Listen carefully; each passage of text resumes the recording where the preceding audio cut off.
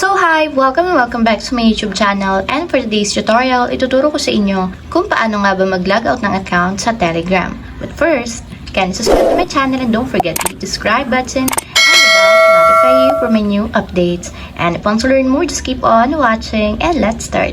So ayan guys, for today's video, i-open muna natin ang ating Telegram account or yung ating Telegram app. And then pagka-open guys, mula dito sa pinakang messages, itap lang natin yung 3 horizontal lines na nandito sa may upper left corner. And then, tap naman natin dito yung settings.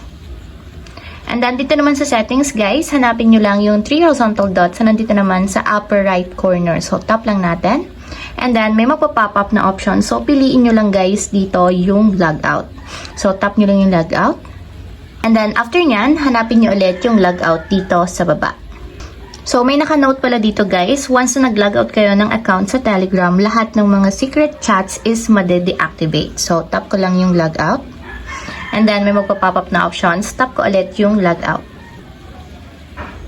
So, ayan guys, automatic yan, naka-logout na yung account natin sa Telegram. So, ayun lang guys, ganun lang kasimple kung paano nga ba mag-logout ng account sa Telegram app. If you have a question, can you comment down below and don't forget to hit the subscribe button and the bell to notify you for my new updates. And thank you for watching!